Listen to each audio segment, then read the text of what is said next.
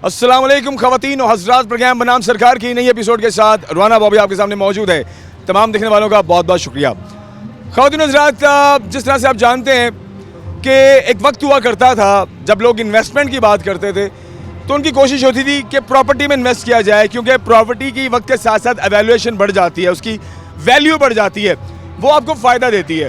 तो एक ज़माना ये हुआ करता था। फिर लोग ये भी एक इन्वेस्टमेंट किया करते थे कि लोग गोल्ड पे भी इन्वेस्ट किया करते थे कि कभी गोल्ड के बिस्किट लेके रख लिए या कुछ गोल्ड पर इन्वेस्ट कर लिया, गोल्ड संभाल के रख लिया कि चलो आज नहीं तो कल इसमें भी कोई जंप आएगा तो ये हमें फ़ायदा देगा।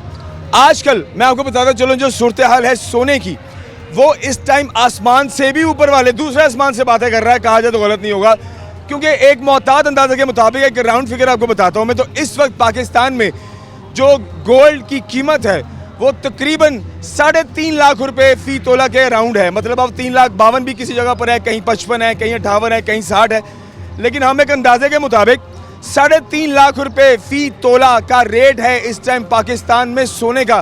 Can you imagine? क्या आप अंदाज़ा लगा सकते हैं कि सोना कितना जंप कर चुका हुआ है? पहले ही आम आदमी की रसाई से बहुत परे था। पहले भी जिनके पास बहुत पैसा था वो अपनी बच्चों की शादियों में 10 तोले, 20 तोले, 30 तोले, जितनी उनकी हिम्मत हुआ करती थी वो बच्चों को डालते थे।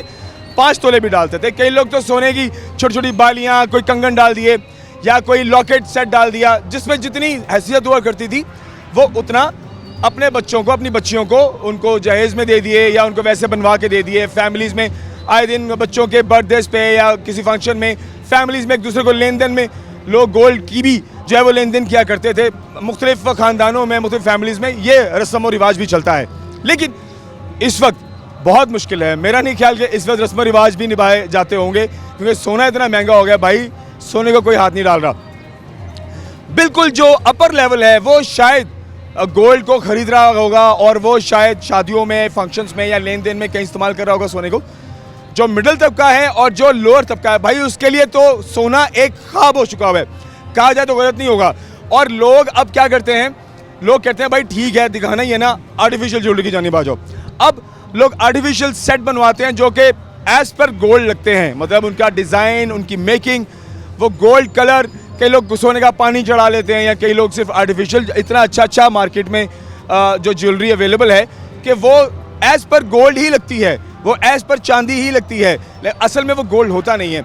लेकिन अब क्या हो रहा है? अब ये हो रहा है कि जो आर्टिफिशियल ज्वेलरी बनाने वाले लोग हैं उन्होंने क्या किया, अब उन्होंने अपने रेट्स को हाई कर दिया है भाई। वो भी अब आपको 40-50 हज़ार से नीचे आपको आर्टिफिशियल सेट नहीं मिलता। ये भी एक मोहतात अंदाज़ा है। मार्केट में हो सकता है इससे भी महंगे आपको सेट मिल रहे हो, लेकिन मेरा नहीं ख्याल कि ये अब आम आदमी की रसाई तक चीज़ें रह गई हैं। तो ख़वातीन हज़रात, आज के प्रोग्राम में हम बात करेंगे एक तो गोल्ड की इतनी बढ़ती हुई कीमत के पीछे रीज़न क्या है। हम जो हमारी गोल्ड मार्केट के सदर हैं, प्रेसिडेंट हैं, उनसे भी मुलाकात करेंगे, जानने की कोशिश करेंगे वो किस तरह से हालात को देख रहे हैं। इतना महंगा गोल्ड हो गया है, क्या लोग ख़रीदारी के लिए आ रहे हैं?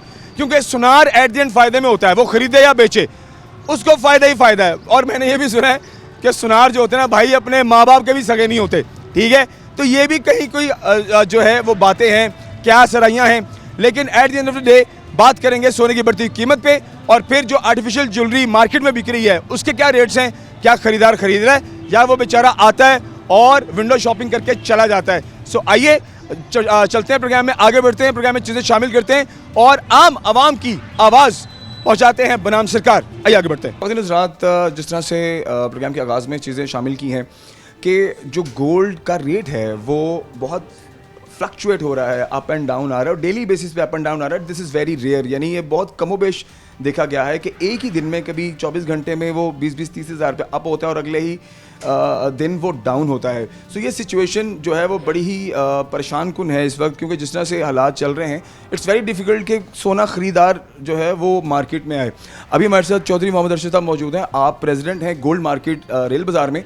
सर से मुलाकात बड़ी ज़रूरी है क्योंकि सर मेजर चीज़ों को बहुत अच्छे तरीके से बताएंगे कि आखिर रीज़न क्या है और इसका हल क्या होगा, आवाम को कैसे सोना मिल पाएगा। सर कैसे आप? ठीक ठाक हैं जी, अल्हम्दुलिल्लाह जी। चौधरी साहब, मार्केट में रेट इस टाइम पहले बताएं, ग्राम क्या चल रहा है और तोला क्या चल रहा है? आज जो रेट जो इंटरनेशनल मार्केट है वो $3300 है, जो कि अभी ये तकरीबन 4-5 दिन से, जब से ये अमेरिका ने ये टैरिफ का मामला शुरू किया है पूरी दुनिया में अराउंड में, तो ये मार्केट में ये डॉलर का रेट का उतार चढ़ाव ज़्यादा हो रहा है। ऐसा बहुत कम होता है कि $100 मार्केट ज़्यादा हो जाए, $100 कम हो जाए। अभी कल $130-135 ज़्यादा गई मार्केट एक ही दिन में। एक ही दिन में। अभी करंट 3,78,000 तोला सोना है पर 16। तो ये आप देखें कि ये हमारा जो करेंसी की डी वैल्यू है वो बहुत ज़्यादा है। अभी जितना डॉलर 380-82 रुपया डॉलर का रेट है, आप अदर मुल्क हमारे हमसाया मुल्क में देख लें कि ये वहाँ अभी इंडिया में तकरीबन 72 रुपये का डॉलर है, समझ गए। और अभी दुबई में हम सोना अगर ख़रीदते हैं तो यहाँ पाकिस्तान से 17,000 रुपया कम में दुबई में अवेलेबल है। ये कुछ दिन पहले 15 दिन या ये टैरिफ वाले मामले से पहले दुबई में सोना 4-5 हज़ार रुपये तोला महंगा था पाकिस्तान से, पाकिस्तान में कम था। अभी जब से ये मामला शुरू हुआ है, ये अभी दुबई में 17,000 आज का जो फ़र्क है डिफरेंट ये है। वहाँ सस्ता है, यहाँ महंगा है। यहाँ महंगा है, यानी उल्ट हो गया ये। जी जी, हालांकि ऐसा होता नहीं था, लेकिन यहाँ सस्ता होता था। हमें होता था कि भाई जो गल्फ़ की मार्केट है या बाहर से जो सोना है वो सस्ता मिलता है पाकिस्तान की निस्बत। जी बिल्कुल। अभी ये आपने सवाल अच्छा किया कि ये इसका ये कैसे ये सही होगा हालात ये डॉलर के या सोने के। आप देखें मार्केट में कोई भी कस्टमर नहीं है, इतना रेट हो गया है कि ये जब तक हमारा डॉलर इसको कवर गवर्नमेंट ने ना किया, डॉलर का रेट कम ना किया, ये गोल्ड का रेट ऐसे ही रहना है। और ये वर्ल्ड वाइड है, ये नहीं है। हमें जो मार पड़ रही हैं वो डॉलर के रेट की पड़ रही हैं, अदर मुल्कों में ये नहीं है, समझ गए ना। और ये हम समझते हैं कि ये सोने का जो ख़रीदारी है कस्टमरों की वो पहुंच से दूर हो गई है, बड़ा मुश्किल हो गया है। गरीब बंदे का तो हाल छोड़े, आप जो वाइट कॉलर लोग हैं वो भी अब सोना नहीं ख़रीद पा रहे। सर वो एक वक्त हुआ करता था कि वो 10-10, 20-20 तोले, 30-30 तोले या 50-50 तोले जो अच्छे घराने थे वो अपनी बच्चियों को शादियों के फंक्शन में या गिव एंड टेक में या किसी भी फंक्शन में देते थे। आजकल क्या इतनी ख़रीदारी हो रही है?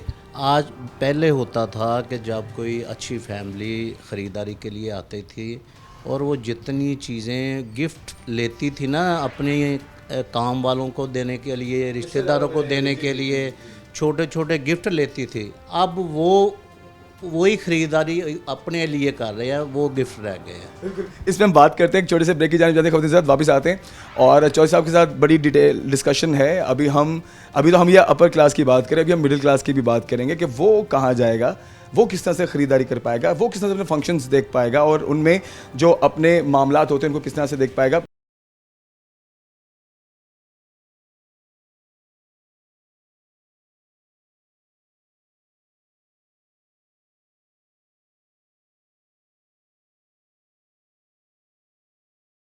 ख़वातीन साथ हम वापस आ चुके हैं, चौधरी साहब से मुलाकात है और आज के टॉपिक के हवाले से डिस्कशन जो है वो जारी है। चौधरी साहब अब हम बात करते हैं थोड़ा जो सफ़ेद पोश तबका है, जो मिडिल क्लास है, अब उसकी भी कोशिश ये हुआ करती थी कि फंक्शन पे बच्चियों को या लेन देन में कहीं 2, 4, 5 तोले वो 10 तोले बना ही लेता था। ठीक है, आज से अगर हम कुछ 10 साल पीछे की बात करें, इस वक्त जो सूरत हाल है, इस वक्त क्या आपके पास कोई खरीदार आता है जो कहता है जी मुझे बस 4-5 तोले की चीज़ बता दें या 2-3 तोले की चीज़ बता दें?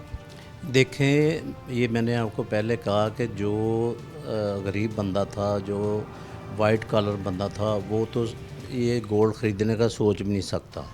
और जो ख़ास तबका है वो भी इसी ज़िम्रे में आ गया है कि वो भी कह रहा है कि अभी शादी है, बच्ची को कोई प्लाट लेके दे दें, कोई गाड़ी गिफ्ट कर दें, क्योंकि जिस अच्छे फैमिली ने कोई अपनी बेटी की शादी करनी है या बेटे की करनी है, कोई 8 तोले 10 तोले सोना उसका बनता था, अभी 10 तोले सोना समझ ले 40 लाख का बनना है। 40 लाख का सोना, वो 40 लाख में तो पहले शादी हो जाती थी।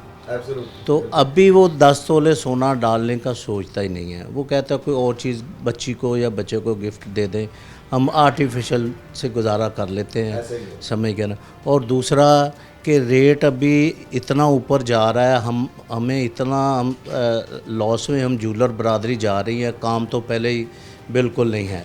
जितना भी बड़ा जूलर है, छोटा जूलर है, सिर्फ 5% या 10% काम रह गया है मंथली अगर देखा जाए। मंथली देखा जाए। ये आप देखें, आप ये घंटाघर से शुरू हो जाए, पूरा बाहर रेल बाज़ार तक निकल जाए, किसी शॉप पे आपको कस्टमर नज़र नहीं आएगा। हालांकि ये सीज़न के दिन थे। इन दिनों में हम लोग रात 1-1, 2-2 बजे तक काम करते थे, ऑर्डर देते थे, कस्टमरों को डील करते थे। लेकिन अभी ऐसा है कि जैसे आप देखें कि हम फ्राइडे को दुकान पे आए हुए हैं, ऐसे बिल्कुल ऐसे काम का ये हालात हो गए हैं। अच्छा जॉर्ज साहब, एक चीज़ हमारे जो सुनने में आती है कि जो गोल्ड स्मिथ जो सुनहरा होता है वो कहते हैं हमेशा वो ख़रीद में या वो सेल में, दोनों में वो फ़ायदे में रहता है, क्योंकि कार्ड भी होती है और बाकी चीज़ें भी इसके अंदर मौजूद होती हैं। तो क्या पहले तो लोग ख़रीदते थे, अब क्या लोग बेचने के लिए आते हैं? हालात इस तरह से हो गए कि लोग बेच भी रहे हैं अपनी चीज़ों को? देखें, ये 2-3 साल से मुल्की हालात ऐसे हो गए हैं कि लोगों ने इतना सोना अपने घरों से बेचा है। आप ये यहाँ पर बैठे हैं, अभी कोई ना कोई कस्टमर आएगा बेचने, वो कोई कांटे को बेचारा बेचने आ रहा है, कोई छोटी रिंग बेचने आ रहा है, और वो फैमिली कह रही है कि हम ये इसलिए बेचना है कि हमारा बिजली का आज आखिरी दिन है, हमने ये यूटिलिटी बिल जमा करवाना है, हमने अपनी फैमिली के बच्चों की फ़ीसें जमा करवानी हैं। लोगों के घरों का ये सोने बिक गए हैं, जो बेचने वाले भी थे ना वो भी बिक गए हैं। हमें फ़ायदा उसमें होता है, ज़रूर होता है, लेकिन वो फ़ायदा भी अब कम हो गया, इसलिए कि यहाँ बाज़ार में कोई चीज़ एक फैमिली बेचने आती है तो बंदे अगर 20 लाख का सोना है, वो उसको 2000 भी बचता है ना, वो कहता ले लो कि हमें 2000 ही बच जाए। जो हालात है काम के, ये तो जिम्मेदार किसको ठहराते हैं फिर आप? ये जिम्मेदारी देखें जी, किसी भी काम की जिम्मेदारी है वो हमारी जो गवर्नमेंट है वो दूसरे कामों के लिए, सब के लिए। अभी देखें कि इन्होंने ये 8 बाज़ारों में इन्होंने गाड़ी का आना ममनू कर दिया है, कोई उसकी प्लानिंग नहीं की, किसी ताजरों से प्लानिंग नहीं की कि इसकी प्लानिंग पहले करें, ये पार्किंग का पहले बाहर इंतज़ाम हो, फिर वॉकिंग थ्रू एरिया जो जैसे ये चाहते हैं वो करना चाहिए। हम ताजर लोग हैं, हम नून लीगी हैं, गवर्नमेंट के साथ चलते हैं, पूरा कोऑर्डिनेशन के साथ चलते हैं, लेकिन इन्होंने कोई भी ऐसा काम, अभी देखें किसी ये फैमिली, अभी ये बाहर औरत कितनी वो चल भी नहीं सकती, वो कैसे वो बाज़ार में आई। अगर किसी ने 2-4 तोले सोना लेना है, 3 तोले भी सोना लेना हो, तो वो भी अभी 11 लाख 12 लाख का बनेगा।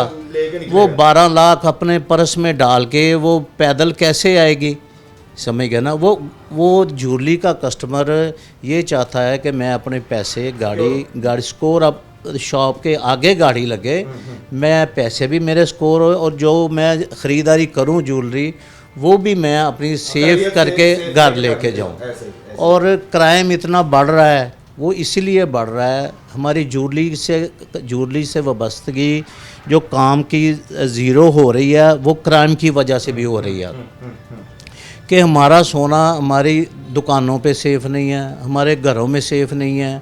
हमारी फैमिलियाँ पहन के किसी फंक्शन में चले जाएं, वो घर आते लुट जाती हैं। ऐसे दीगर वाक़यात काफ़ी वाक़े देखे। जितनी भूख पड़ी हुई है, तो लोग कहते हैं ये लेके लुटाने से बेहतर है कि सोना ख़रीदो ही ना, समझ गए ना। ये सारी चीज़ें इकट्ठी होकर बड़ा फैक्ट पड़ा है हमारे ज्वेलरी के काम को। कुछ तबका ऐसा है कि उनको रेट से कुछ नहीं, चाहे ये 5 लाख हो, उन्होंने लेना ही है, क्योंकि वो लोग कम रह गए हैं हमारे पाकिस्तान में। सरमायादार वो पाकिस्तान से निकल गया है, पैसा भी ले गया है, फैमिली भी ले गए हैं, समझ गए ना। वो कह रहे हैं कि यहाँ लुटने से, देखें ना अभी क्राइम का हाल ये देखें कि स्ट्रीट क्राइम कितना बड़ा हुआ है, डकैतियाँ कितने बड़ी हुई हैं, समझ गए ना। हमारे पास पुलिस के जवान कम हैं, हमारे जो अफसरान बाला आते हैं, RPO साहब आए हैं, CPO साहब आए हैं, अच्छे हैं काम करने वाले, लेकिन उनके पास इतनी टीम ही नहीं है कि इतने शहर को वो कवर कर सके। तो ये सारी चीज़ें फैक्ट डाल रही हैं हमारे काम को। मैं एग्री करता हूँ कि 8 बाज़ारों का प्रॉपर प्लान होना चाहिए था, जो ट्रैफिक प्लान है। लेकिन आप इस बात से तो इत्तेफाक करेंगे कि जितना ट्रैफिक और ये मोटरसाइकिल रिक्शों का जो मसला था 8 बाज़ारों का, वो आप भी जानते हैं कि पैर रखने को जगह नहीं थी लोगों के लिए। ये बिल्कुल अच्छा स्टेप था, बिल्कुल मैं इसको अप्रिशिएट करूँगा कि ये अच्छा स्टेप था। लेकिन इसके लिए पहले तैयारी करनी चाहिए थी कि बाहर, हर बाज़ार के बाहर कोई पार्किंग रही। यहाँ पीछे अब जो गुमटी के इर्द गिर्द पार्किंग मेरे ख्याल से है तो सही गाड़ियाँ लगने की। कोई प्रॉपर नहीं है। वो जो हमारे दुकानदार भाई है वो गाड़ियाँ लगा देते हैं, कस्टमर की तो गाड़ी लगती नहीं है। हम तो कस्टमरों को सहूलत देना चाहते हैं। हम तो हमें अपनी गाड़ियों की नहीं चाहिए। हमें तो ड्राइवर उतार के चला जाएगा, शाम को ले जाएगा, लेकिन कस्टमर कहाँ गाड़ी खड़ी करेगा।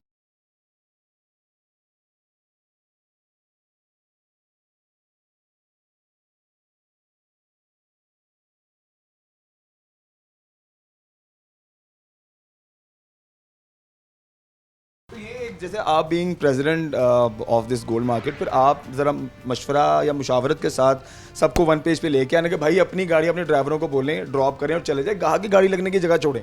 नहीं, अभी तो कोई गाड़ी आप देखें आ ही नहीं रही ना, अभी तो आ ही नहीं रही। अगर पहले भी हमारे बाज़ार में दुकानदारों की गाड़ियाँ कम होती थी, हम लोगों ने ये सोचा होगा था, कहा होता कि ये अपनी गाड़ियाँ बाहर लगाएं या कस्टमर की गाड़ी लगे।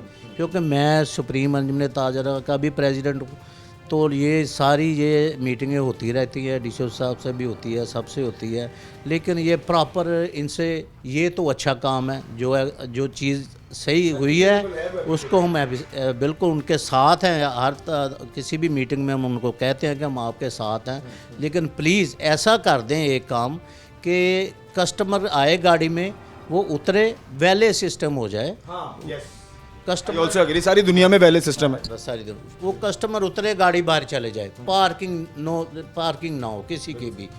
तो ये कम से कम ये हमारे काम के लिए, जो आप देखें यहाँ मज़दा की एंट्री है, चिंगची की इतनी एंट्री है, जैसे पूरे शहर के चिंगची सारे बाज़ारों में आ गए हैं। हाँ जी, उनको 1-2 घंटे का टाइम दिया गया है कि आओ जी उतारो और निकल जाओ। फुल टाइम आए, फुल खड़े रहते हैं, 2 घंटे का कोई टाइम नहीं है। इस पे भी बात हमारी तय डीसीओ साहब से यही हुई थी कि ये टाइम रखें 8 बजे के बाद, कोई मज़दा आए, कोई चिंगची आए, लेकिन आप देख लें कि सुबह से उनको वीआईपी तरीके से एंट्री है इन लोगों की, और गाड़ी किसी की एंट्री नहीं है, ना कस्टमर की एंट्री है। कोई लाचार बंदा हो, कोई मरीज़ बंदा हो, कोई रहायशी बंदा हो, उसकी कोई एंट्री नहीं है।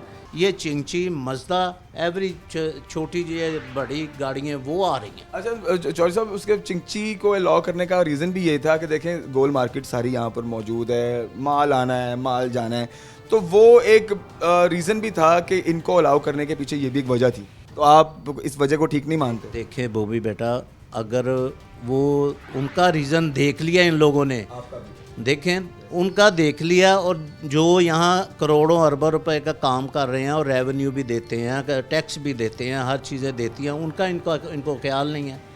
देखें ना, वो चिंगची का रिजल्ट चलना चाहिए उनका, ये नहीं मैं कहता, लेकिन वो गोल वाले या जो दूसरे होलसेलर हैं, इन लोगों को चाहिए कि बाहर गोदाम बनाए, यहाँ वो अपना ऑर्डर लें, बाहर से उसकी डिलीवरी दें, इसलिए कि यहाँ इसको अगर खुशादा और जैसे बाहर का ये सामान यहाँ बनाना चाहते हैं, वो प्रॉपर उसको तो वो पूरा करे ना, कि यहाँ चिंगची दिखाने हैं या मज़दा दिखाने हैं। तो आपने ये मीटिंग में रखनी थी ना बात, जब आप बैठते हैं तो अभी रखे करें ये बातें सामने। बातें होती हैं, लेकिन जो हमारी बातें होती हैं उस पर इम्प्लीमेंट नहीं होता।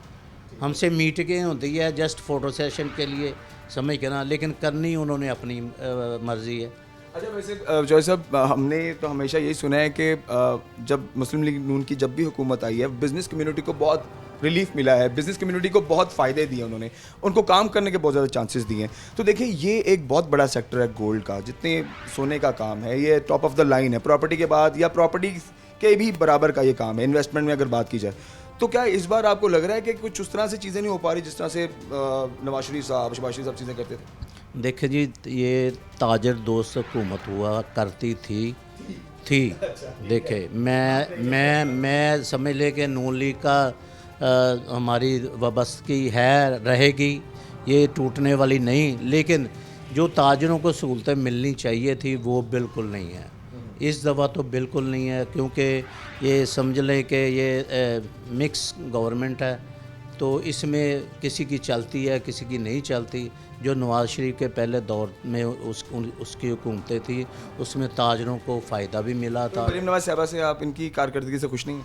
मरीम नवाज़ साहबा ने जो सिर्फ़ शहरों को साफ़ करने का सिर्फ रखा हुआ है। जो ताजरों के मेन हकूक़ है वो कोई उनको समझाने वाला नहीं है।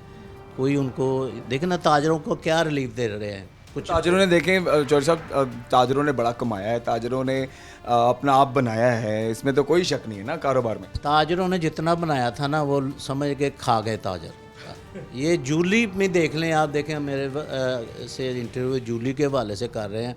खुदा की कसम यहाँ जूलरों को देख के ना तरस आता है कि वो शाम को अपने घर का किचन के लिए भी कुछ लेके जा रहे हैं कि नहीं। खुदा की कसम मैं कहता हूँ कि मुझे उनकी शक्लें देख के तरस आता है। हालांकि देख लें इतना रेट हो गया, एक अंगूठी भी बिक जाए तो किचन का खर्चा मिल जाता है। तो यहाँ कोई लेने वाला आ ही नहीं रहा है, देने वाला आ रहा है छोटा मोटा। हिकमत अमली क्या आप समझते हैं? तजवीज़ कोई ऐसी ज़रूर बताएं, देखने वाले भी हमारे साथ हैं, ब्रेक की जानिब जाते हैं। क्या तजवीज़ आपको लगती है कि कैसे थोड़ा कंट्रोल किया जा सकता है इन सारे मामले को? देखिए तजवीज़ यही है, सबसे पहले ये डॉलर को कम करें। डॉलर का रेट कम से कम 200 रुपये का होना चाहिए ताकि ये गोल्ड का रेट कम हो। गोल्ड हुआ करता था, समझ गए ना। ये 150 भी रहा, 100 रुपये से आगे चले हैं। ये 100 रुपये के से आगे चले हैं। और अदर मुल्क की करेंसियों में देखें कितना उतार चढ़ा हुआ। लेकिन जब तक ये डॉलर को कंट्रोल नहीं करेंगे, ये गोल्ड की कीमतें ऐसे ही रहनी है। ये देखें, अगर डॉलर हमारे मुल्क का डॉलर कंट्रोल हो। जब चौधरी साहब इन दी एंड तजवीज़ की बात हो रही थी, तो थोड़ा तजवीज़ बताएं किस तरह से हालात को बेहतर किया जा सकता है और आप अपने बिज़नेस को की बेहतरी किस तरह से देखते हैं, काइंडली ये बताइए। ये मेरी तजवीज़ यही है कि जो गोल्ड के मामले रेट के हवाले से है ना, वो ये गवर्नमेंट को चाहिए कि कम से कम ये डॉलर को कंट्रोल करे। ये कर सकते हैं। ये बातें तो चौधरी साहब हमेशा ही होती हैं कि डॉलर को कम किया जाए, कम हो नहीं रहा, तो बढ़ता जा रहा है। देखिए ये सारा कुछ इनके हाथ में है। IMF की बातें ये माने, लेकिन इतनी तो ना माने कि जिसमें अवाम की ही ज़िबा हो जाए, समझ गए ना। तो ये सब कुछ कर सकते हैं। तो सेकंडली हमारे काम के हवाले से ये मैं यहाँ आपकी वसासत से ये बात करूँगा कि जो DCO साहब है, कमिश्नर साहब है, कि इन्होंने ये काम आठों बाज़ारों में बहुत अच्छा किया है। हम इनके साथ हैं। लेकिन जैसा इन्होंने दूसरे काम को लोगों का सोचा है कि ये डिलीवरी वाले, ये चिंगची, ये मज़दा, ये बड़ी गाड़ियाँ, उनकी एंट्री कर दी पूरा दिन पूरी रात, ये कम से कम हमारे बाज़ारों में का स्पेशल ज्वेलरी के हवाले से हमारे बाज़ार में कस्टमर का जो आना है उसके लिए गाड़ी है, वो गाड़ी को आना चाहिए कस्टमर को। वो गाड़ी से कस्टमर को उतार के हम वैले हम खुद रख लेंगे, हम खुद अपने रख लेंगे। वो गाड़ियाँ बाहर चले जाएंगी, यहाँ पार्किंग ना हो। देखें हम इतनी देर से हमारे बड़े ये काम करते आ रहे हैं, लेकिन हमारा अभी हमारे काम की नस्ल कशी की जा रही है सिर्फ ये पार्किंग के हवाले से। ये कम से कम हमें ये कमिश्नर साहबा, DCO साहब से फिर मैं ये दरख्वास्त करूँगा कि सिर्फ गाड़ी कस्टमर आए और बाहर चले जाए। बाहर भी उसकी पार्किंग के लिए कुछ अच्छा इंतज़ाम कहीं करें। हर बाज़ार के बाहर पार्किंग का, 8 बाज़ारों के बाहर हर जगह पार्किंग हो। गाड़ी आए, कस्टमर को उतारे, गाड़ी बाहर चले जाए, पार्किंग ना हो। हाँ जी, बहुत शुक्रिया, जज़ाकल्लाह खैर, थैंक यू वेरी मच जी। खुद इज़्ज़त, आइए आगे बढ़ते हैं। और चौधरी साहब से मुलाकात थी, बात हो रही थी सोने के बढ़ते हुए रेट्स और मार्केट के हालात के हवाले से। आइए आगे बढ़ते हैं, प्रोग्राम में मज़ीद शामिल करते हैं, हमारे साथ रहिए।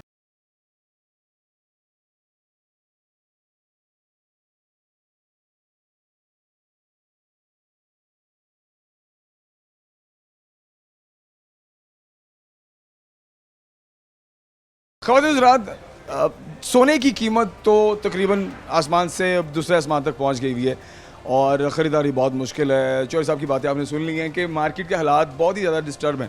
मतलब वो लोग जो आसानी से सफ़ेद पोश तबका भी अगर 2-4-5 तोला अपनी बच्ची को उसकी शादी पे या फंक्शंस में या लेन देन में कहीं देने का सोचता था, वो भी अब वहाँ से कासिर हो चुका है। अब वो भी नहीं ख़रीद पा रहा। और जो बड़े लोग थे, मतलब जो एक कैटेगरी के लोग हैं जो अफोर्डेबल, जिनकी आमदन होती थी और जो अफोर्ड कर सकते थे सोने को हर तरह से अपनी बच्चियों की शादी पे, गिव एंड टेक में, फंक्शंस में, अब वो चीज़ खरीदते हैं जो वो लेन देन में ख़रीदारी किया करते थे। अपने लिए वो बड़ी चीज़ नहीं बना पा रहे। तो this is like something which is like very worried, अगर कहा जाए तो गलत नहीं होगा।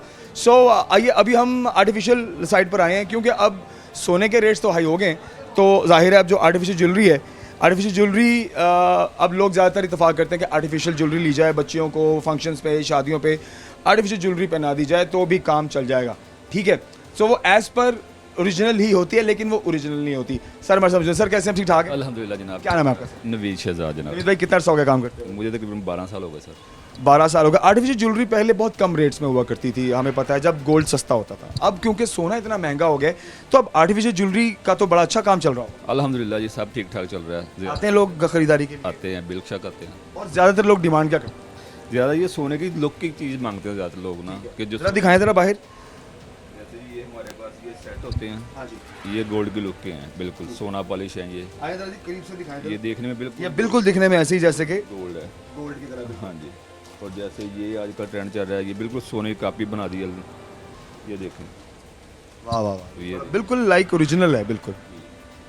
जैसे रिंगें वगैरह हो गई, बालियाँ वगैरह, जो लोग यानी कि जिनकी पहुंच नहीं है गोल्ड खरीदने की, वो लोग मत। ये दूल्हे की अंगूठी है। जी दूल्हे की अंगूठी है। हाँ जी, ये देखिए जरा जी, देखने वालों को ये दिखाएं। देखिए ये देखिए जी, ये दूल्हे की अंगूठी, जो लोग सोने की अंगूठी अफोर्ड नहीं कर पाते, ठीक है, तो वो ये आर्टिफिशियल ज्वेलरी लेते हैं, जो ग्रूम है उसको पहनाने के लिए, जो ब्राइड है उसको पहनाने के लिए, और ये बिल्कुल एज पर गोल्ड ही रहती है। जी गोल्ड ही रहती क्या प्राइसेस? है।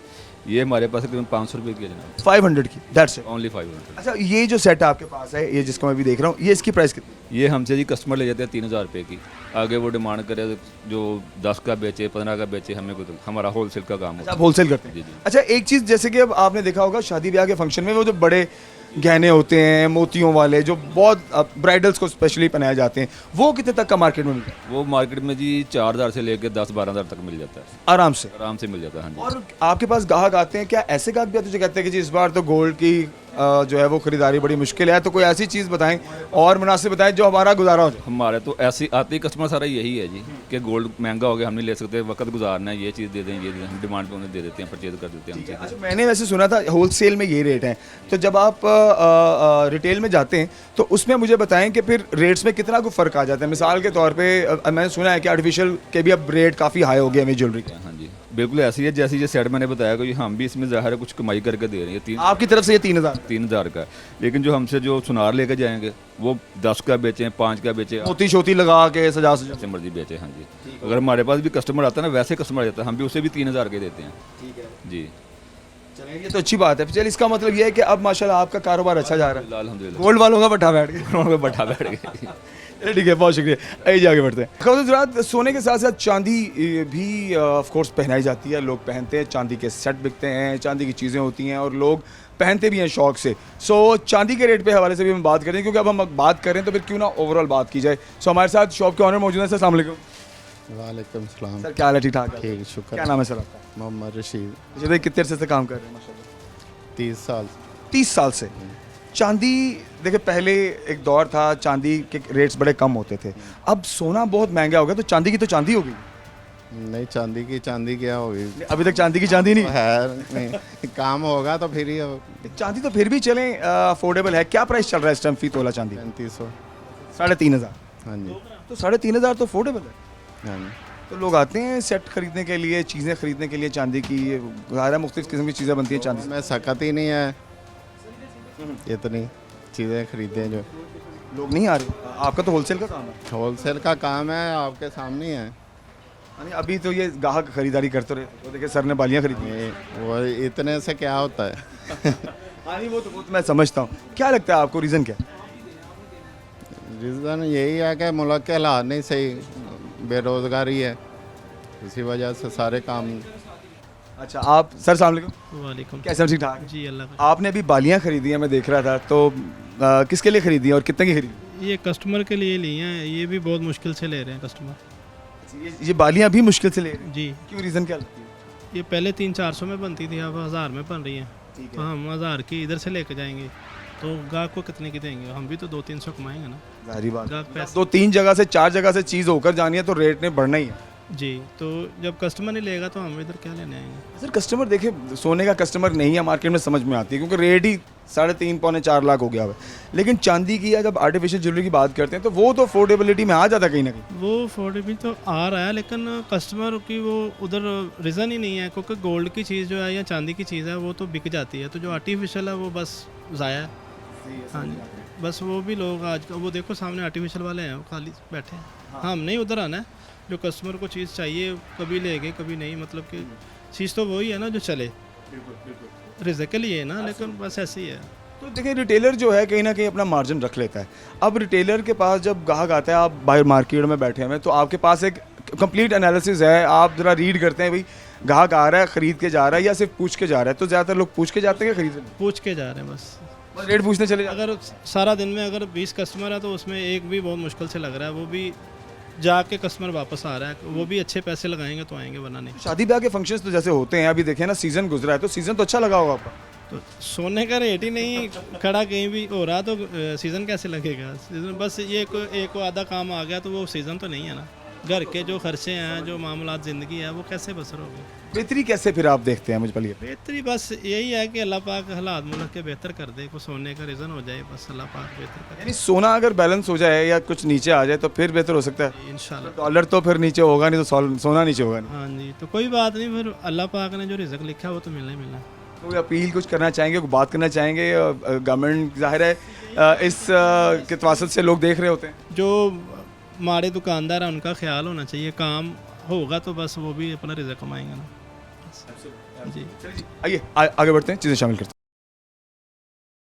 खबरदार प्रोग्राम को ख़त्म करते हैं और आज के प्रोग्राम में हमने बात की सोने के बढ़ते हुए रेट्स, ज्वेलर्स हजरात के रुदात जो आप तक हमने पहुंचाई है कि इतना रेट जो बढ़ गया है, ग्राहक नहीं है मार्केट में, सर्वाइवल बड़ा मुश्किल है और जो बड़ा ज्वेलर है वो तो खसारे में है ही।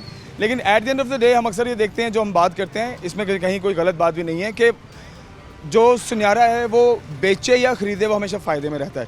लेकिन आप ये देखिए कि जो अवामी असर है वो किस कदर नेगेटिव है इस वक्त, क्योंकि लोग नहीं आ रहे ख़रीदारी के लिए। ज़ाहिरी बात है जब लोग ख़रीदेंगे नहीं तो कुछ सेल कैसे करेंगे आप। फिर लोग हालात की वजह से चीज़ें बेच रहे हैं। ये एक परेशान कुन बात है कि जो चीज़ आपने मुश्किल से बनाई, हालात ऐसे क्रिएट कर दिए गए या हालात ऐसे हो गए हैं कि चीज़ बेचनी पड़ रही है, तो आपके पास रह क्या जाता है? कुछ भी नहीं। फिर हमने बात की थोड़ा आर्टिफिशियल पे, कुछ उसके रेट्स पे बात की, चांदी के रेट्स आप को दिखाए उस पर भी बात की कि हालात अब बहुत मुश्किल हैं। सो डेफिनेटली ये जो सूरत हाल है इस पर हमारी सीएम पंजाब साहिबा जो हैं उनकी एक हिकमत अमली बहुत स्ट्रॉन्ग चाहिए। 8 बाज़ारों को लेके देखिए डीसी फैसलाबाद, कमिश्नर साहिबा ने या सीटीओ साहब ने जो भी प्लान किया था ट्रैफिक रिमूव करने के लिए या यहाँ के ट्रैफिक के हालात को बेहतर करने के लिए, वो अच्छा इकदाम था, अच्छा हुआ। लेकिन ये जो वैले वाली बात है, मैं ख़ुद भी इस पर अग्री करूँगा, ज़ाहिर बात है। बाकी जो सूरत हाल है वो जो इंतज़ामिया वो बेहतर सोच सकते हैं, लेकिन सजेशंस हमेशा टेबल पे होनी चाहिए। तो यहाँ पर वैले सिस्टम अगर दे दिया जाए तो दैट इज़ ऑल्सो अप्रोप्रिएट कि आप गाड़ी आए, वैले लगी हो गाड़ी, वैले आप यहाँ से उठाएँ और गाड़ी बाहर ले जाएँ, ग्राहक उतरे अपनी चीज़ खरीदे, बाद में वैले ही आपकी गाड़ी यहाँ पर ले आए और अपनी गाड़ी में बैठे चले जाएँ।